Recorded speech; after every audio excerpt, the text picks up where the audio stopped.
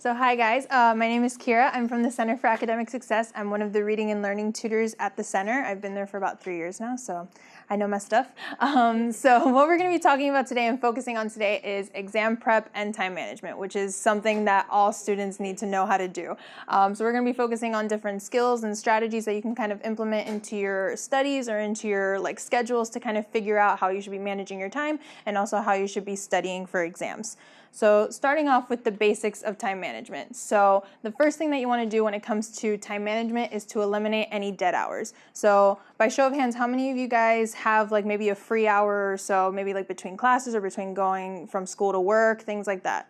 Okay, so a few of you. So during that time, do you guys actually use that time to study? Or do you kind of just slack around and kind of hang out with your friends or go take a nap or get some food? Yeah, usually that's what we kind of do. We kind of use those hours to kind of just do whatever we want and kind of take a break from either being at school or being at work. So the thing with eliminating dead hours is basically just trying to make use of every free hour that you have. So if you do have that hour between classes or that hour between going to school and going to work, make sure that you're using it either to maybe catch up on some reading, maybe do a very quick Blackboard assignment or something that can kind of help you get through your assignments a lot faster and you're not taking up too much time or you're not doing it at 12 o'clock at night.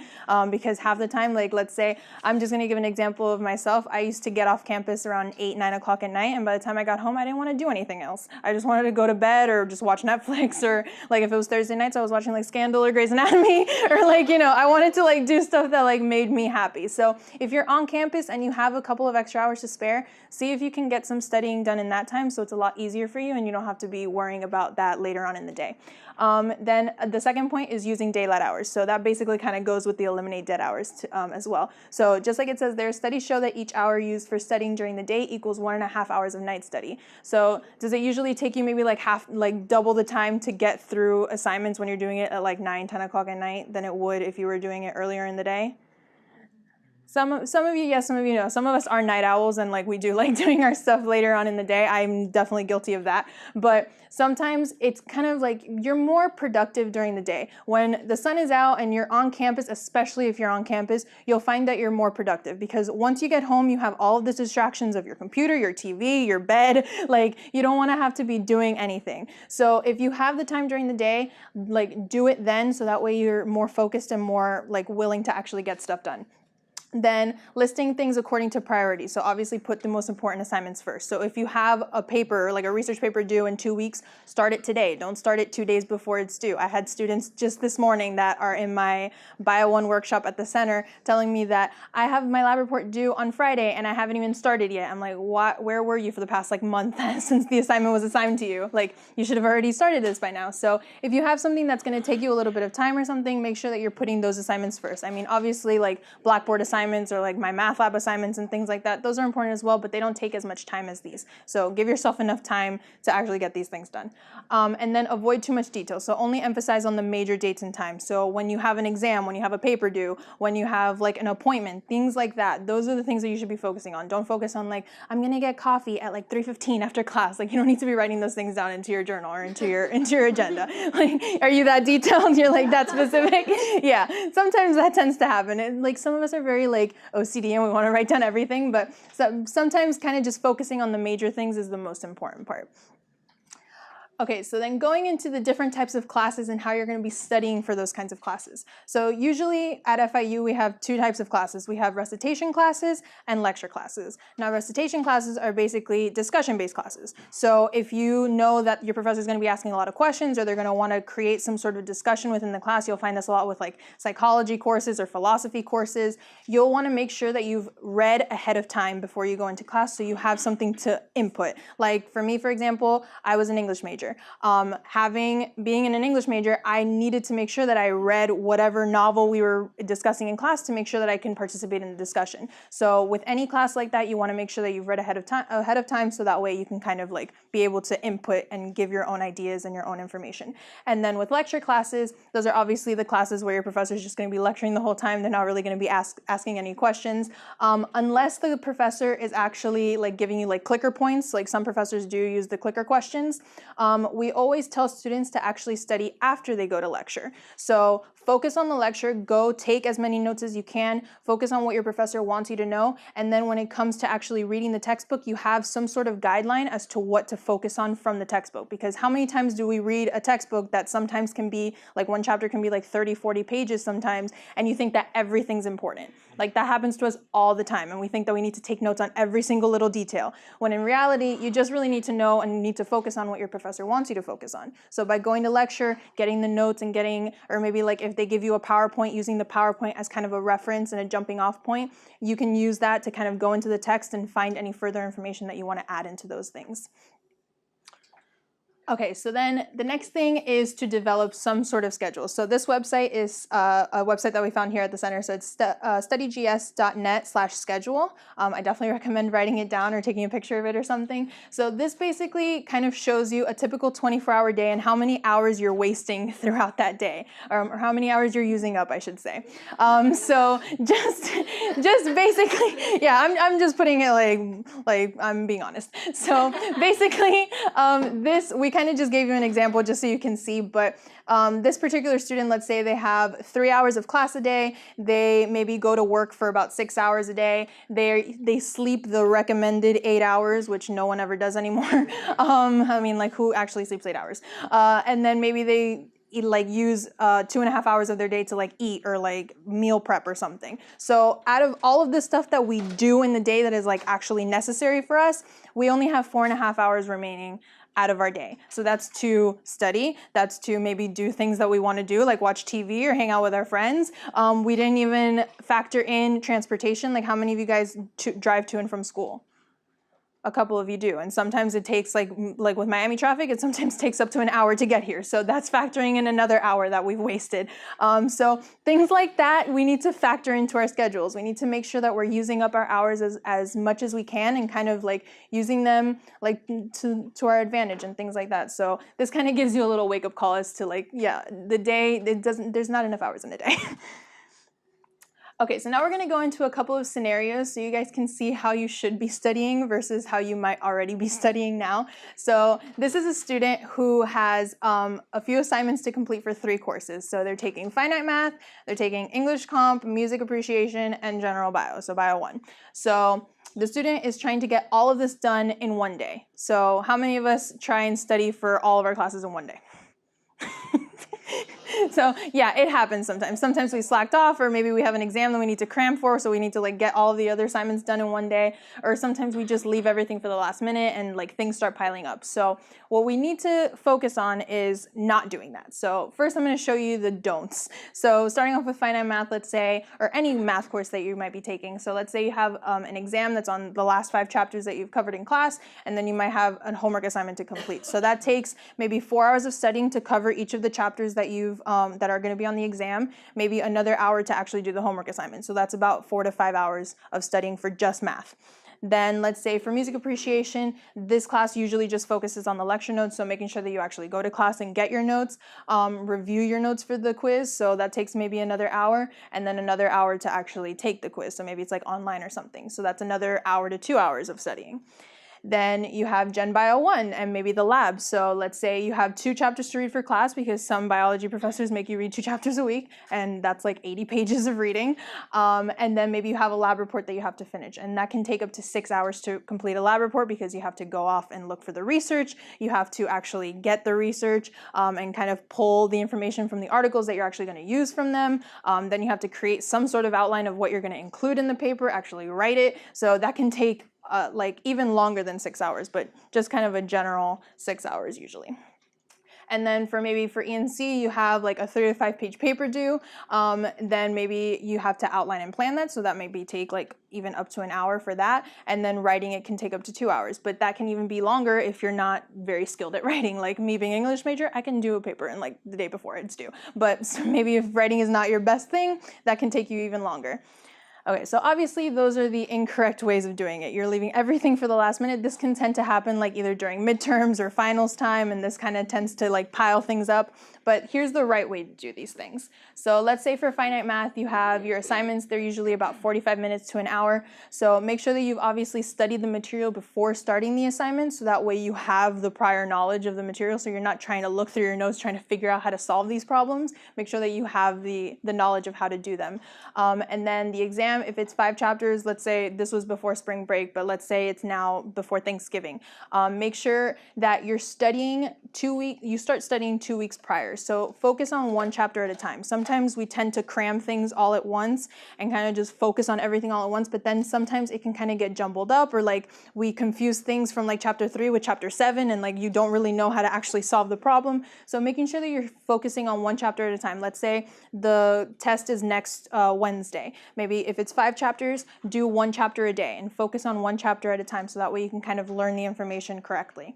And then if you do need extra help with math, we do have tutors at the Learning Center, both for finite and for any of the UCC like lower division math courses that can help you with math if it's something that you're struggling with.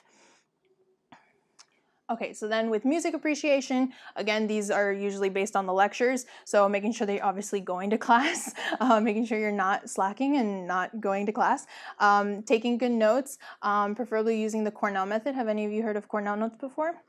Okay, a couple of you, we're going to go over it later on in the presentation, but usually using the Cornell method is a good way of kind of organizing your notes and creating yourself a study guide while you're taking notes.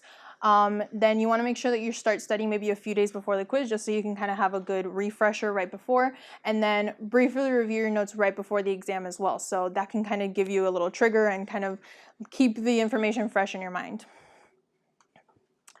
So then for Gen Bio 1, this is both for the lecture and the lab. So maybe reading the textbook, that can take up to like days. I've had students tell me that it takes them days to get through one chapter because it's very detailed and very extensive. So making sure that you give yourself the time to pace yourself and read the text and fully understand what's going on, and take good notes, ask questions. If you need tutoring, go off and find tutoring. But don't ever be afraid to ask your professor or ask the TAs or the LAs questions. They're there to help you. They're there to answer your questions. So never be like too shy or scared. Like I know sometimes we're in like a 400-person auditorium and we're like, I don't want to be the one idiot raising my hand, but like ask questions. They're always there to help you.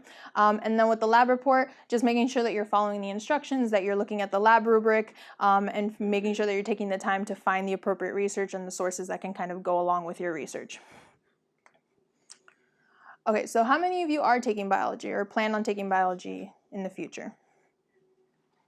Okay, one person. So we do offer workshops at the center that go along with biology, but we can do these on a one-on-one basis if this is something that you're interested in. TLC is, well, both TLC and Reader Insight, they're 5 workshops that we offer that teach you different reading, writing, and study strategies that you can use for any class, and they're free of charge to FIU students. Yes? Can you take it even if you're not taking biology? Yeah, that's basically why. That's why I still tell you guys about it. But yeah, if you are interested in like different study strategies, or maybe you're confused on how to write a research paper, or how to like format papers or things like that, you can definitely come into the center and we can work with you to kind of figure out how to get you to know all of that stuff. But if you are taking biology, it is something that they offer as extra credit for the students. So if you take biology in the future, both Bio 1 and 2, this is a service that you can take and get extra credit for it. Okay, so then going back to the scenarios. So lastly, we have English comps. So this is, again, maybe like a 3 to 5 page paper. Let's say it's a cause and effect paper. It's due in 2 weeks. Obviously, start planning it now. Make sure that you've come up with your topic. You brainstormed ideas on what you want to write about. You create some sort of outline on what you're going to actually say in the paper. So kind of focusing on what details you're going to include. Maybe if you do have to do research, go off and find research for the paper. You can have someone at the tutoring center, at the Learning Center, help you either kind of format the paper or kind of come up with ideas. At the Learning Center, we don't do the actual writing, but there is a writing center within our offices that does help with writing as well, so you can definitely go to them. And just try and maybe like write about a paragraph or 2 a day, so that way you're not kind of leaving everything till the last minute. You can do it kind of like pace yourself, and then that way along the way you can easily edit things, and that way you can kind of like keep everything fresh. You know what's going on and you don't have to worry about doing it all at once. Okay, so now we're going to go into a couple of different studying strategies. I definitely recommend like taking pictures or notes about these. So the first one that we're going to talk about is SQ3R. Has anyone ever heard of SQ3R before? Okay, a couple of you, obviously you. She's from the center, so she's gonna be like, I know everything. It's like, she's gonna be like, I know everything. But yeah, so SQ3R is a studying strategy that kind of helps you understand what you're reading about. It's a strategy that you can use for textbooks, you can use it for articles, like research articles, but it basically kind of breaks down the information and kind of helps you figure out what's important and what's not. So starting off with the S in SQ3R, that's survey. So before you even start reading anything, kind of survey the chapter, see if there's any questions at the end, like usually there's chapter review questions at the end, see if there's like a chapter summary, read any headings or subheadings that are throughout the chapter. Things like that can kind of give you an idea of what the chapter is going to be focusing on and what they're going to be talking about. So you have some sort of idea, you're not going in blind to the chapter, you're not kind of like surprised halfway through the chapter of what's being read, what's being told to you. So just survey the chapter before you start reading, kind of just skim through it. Then the question part is turning headings into questions. Now some textbooks are more favorable to do this than others. Some textbook headings are like crap headings, but some headings are really good to turn into questions. So maybe turn those headings into questions, and then that way while you read that section or you read whatever's under that heading, you can easily, by the end of reading it, figure out what the answer to that question is, and you're kind of creating yourself a little study guide along the way. Then obviously read, so read to find the answers to those questions, but also read to read the chapter. And then the recite part is saying the answers out loud. So once you've finished reading the chapter and you've got all the answers to your questions, kind of say them to yourself out loud or just review them, so that way you're kind of trying to memorize them. And I say recite them because usually when we speak and we say something, it's a lot easier for us to actually intake and remember the information because we're saying it to ourselves. Like how many of us, like the way we learn songs is by singing it. So it's the same way with information like this. So kind of saying it to yourself or maybe talking about it with a friend or with a family member, that can easily help you remember it a lot easier. And then review, so that just making sure that you review your notes, that you answer all the questions that you created, but also making sure that you have an understanding of everything that you've read. So if you have any further questions, either ask your professor, seek a tutor, things like that, so that way you have a full understanding of everything. So going into a reading strategy. So has anyone heard of paced reading before? Okay, stop raising your hand. So paced reading is actually a reading strategy that we teach at the center, and it's one of the most popular strategies that students really take away from either the workshops that we conduct or any of the one-on-one sessions that we do, because this kind of changes their lives.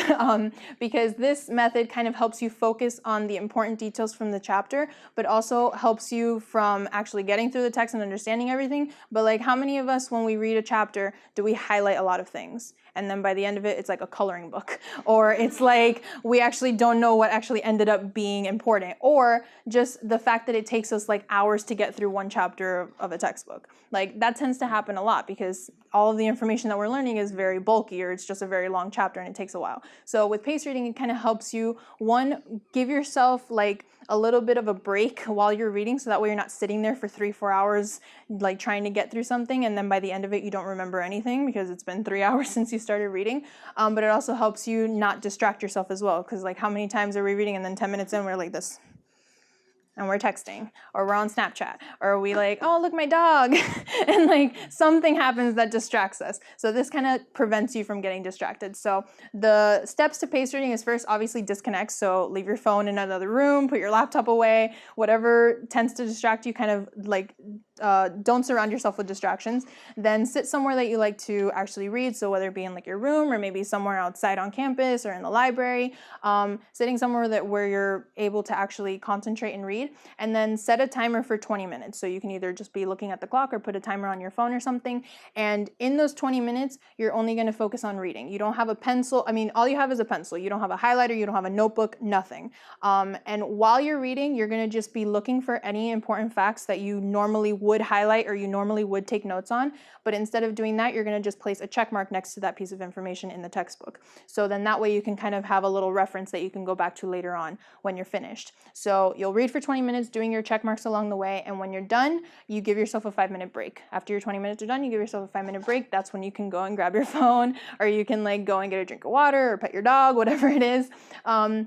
But that way you're kind of giving yourself the time to get distracted, because how many of us, like, let's say we have an hour of class, an hour and a half of class, and like in the first 20-30 minutes we're already like done, we're not paying attention anymore. Like, it happens to all of us because our brains are not programmed to focus on things for more than 20 to 30 minutes at a time, because we're not capable of doing that. So usually with this method, it kind of helps you not do that. So it gives you the time to give your brain like a rest from reading all of this information. It gives you the time to kind of process all of the information that you've just read, and it kind of gives you the time to give yourself the distractions that you would have normally done along the way if you were reading anyway. So after you give yourself your 5-minute break, go back and do another 20 minutes of reading, check marking along the way any details that you find that are important. And then you can either do it after 2 20-minute sessions or after you finish reading the chapter, depending on how long the chapter is. Go back and look for all the check marks that you marked. Now, you probably find that you check marked maybe like 7 or 8 things in a section, when in reality maybe it should have only been 2 or 3. Now, those are the things that you would have normally highlighted or you normally would have taken notes on. But now that you have a full understanding of the chapter or a full understanding of that section, you know what ended up being important by the end. So it's easy for you to kind of distinguish between the important details and the minor details that are not really necessary for you to know. So that way then you can go back, you can do the highlighting in your textbook, you can take notes in your notebook, you can even like add post-it notes into the page on your textbook, kind of giving you little like facts about that chapter or about that section, so you can easily refer to that. It's just kind of thinking what's important and condensing all of that stuff down, so it's easy for you to kind of distinguish the things and what's important and what's not. Okay, so the next thing we're going to talk about is something called the backup system. Now, this is basically something that you can kind of incorporate into your routine and helps you from not cramming and kind of helps you from falling behind and keeping up with all of your assignments. So the backup system is 4 steps. So the first step is preview. Ooh. No, let me go back. So the first step is preview. Now, before class, kind of like with the SQ3R method, you want to make sure that you've either read the chapter that you're covering, or if it's a lecture class where you don't really need to know the information, at least skim through the chapter so you have some sort of idea of what's going to be covered this next class. Then afterwards, you want to make sure that you're taking notes in lecture, so that's the note-taking step. So making sure that you're taking notes, that you have something that you can look back on to study later on, or you have something to reference to when you're going in to read the chapter later on. Then review is the next step. That's where after class you want to make sure that you've either summarized your notes or you just look through your notes to make sure that you have all of the information that you needed. Maybe your professor talked too fast and you missed something, maybe going up to them and asking them to clarify, or maybe you just wrote something down really quickly and it's like chicken scratch and you can't understand what was said, so maybe like rewriting it at that point, so that way you still have the information from the lecture fresh in your mind. You're not going to be trying to think about what you wrote on that paper like a week later when you're studying that information. It's easier for you to kind of like rewrite it then and there. And the same thing with asking the professor questions like right after lecture, because again, they might be teaching like 4 or 5 different classes. They're not going to remember exactly what they said in lecture like a week later. So making sure that you're asking them right then and there.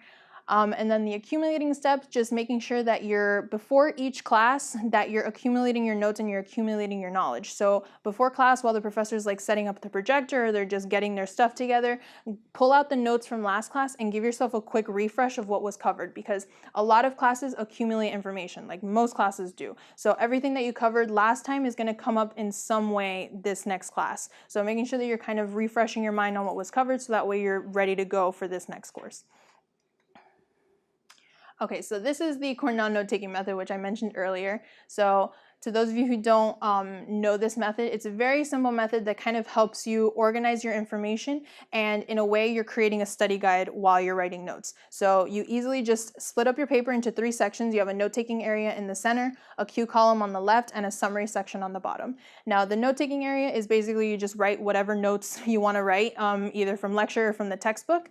The cue column on the left gives you an idea of what you wrote about in the notes. You don't want to be filling that out while you're taking notes. You do that afterwards. And in that cue column, you can write like maybe vocabulary words that you defined in the note-taking area, the section title of what you wrote about in the note-taking area. Maybe it's like a process or like methods that you talked about in the note-taking area. You can put the title of that there. Just kind of little things that you can easily use to find information in your notes. Because if we let's say, okay, how many of us usually take notes like in an outline format where we're doing just like bullet points? Like, it's really hard sometimes to kind of find specific notes or like specific information with an outline, online because we're not really organizing it in a way where it's easy to look for it. So with this way, you have something on the side that kind of gives you an idea of what you wrote about in those notes, so it's easy to find specific information when it comes to studying later on.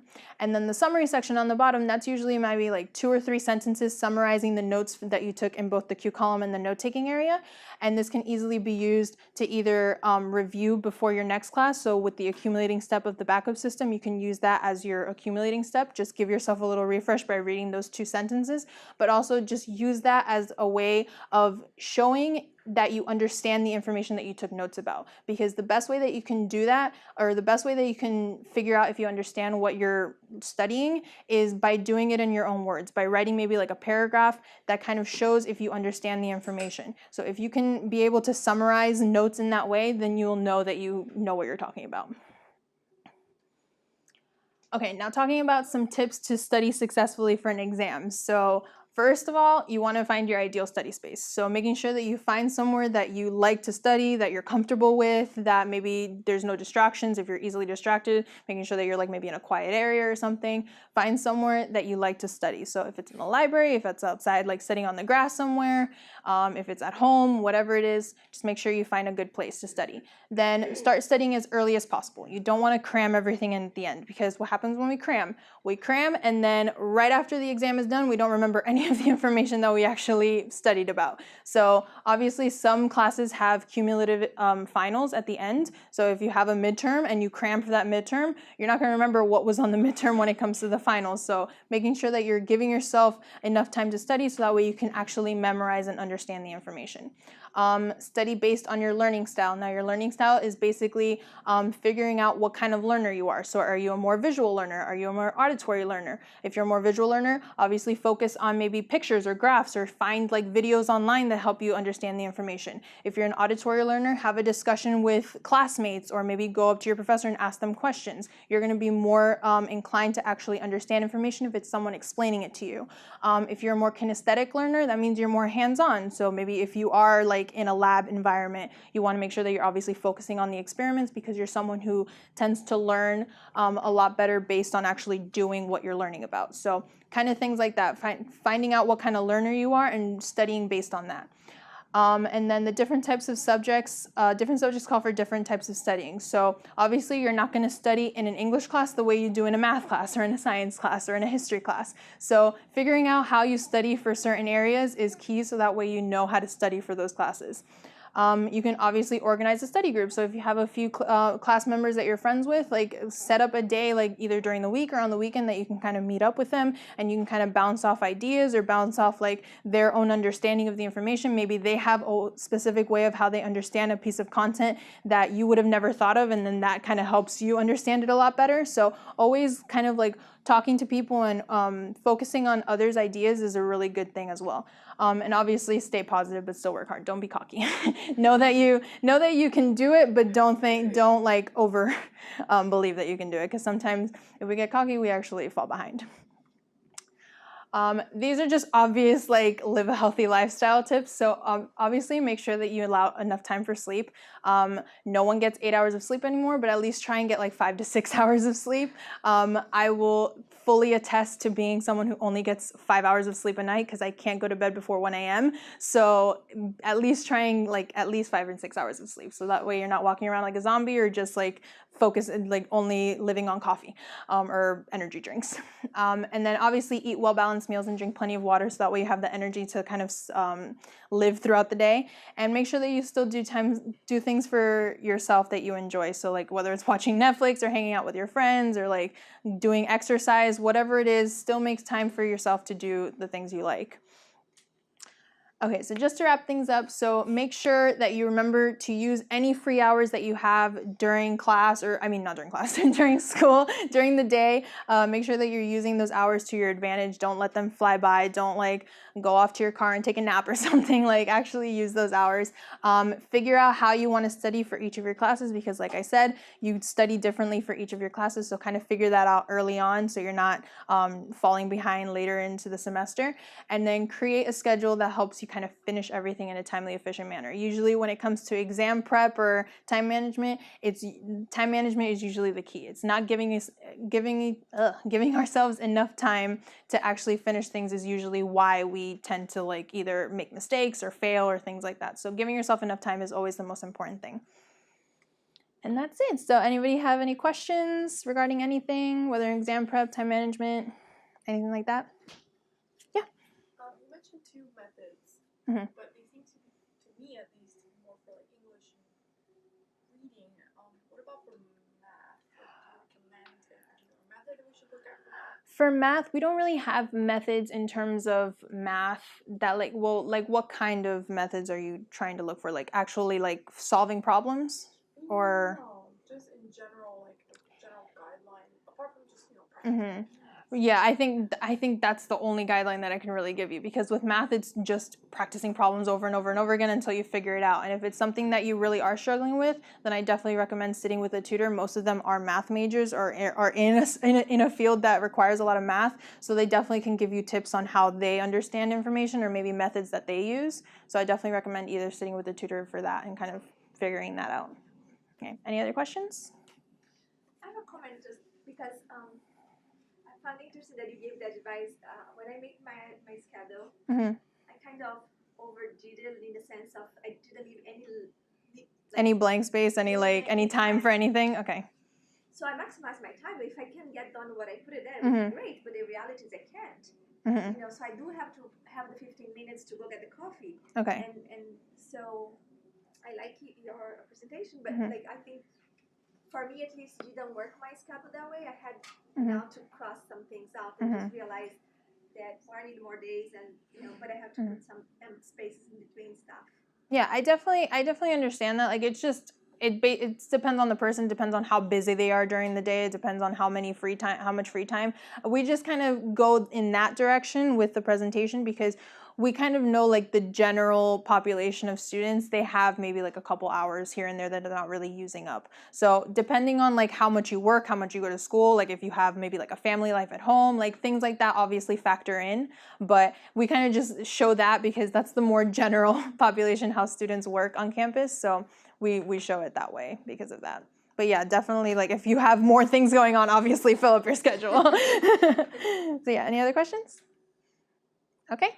Thank you guys. Oh, and I'm gonna pass out bookmarks that have all the information of our center. We're also the University Testing Center, so if you're looking into taking an exam, whether it be the CLEP or maybe you're going to grad school later on in the GRE, we do also have information on that, so I definitely recommend checking it out.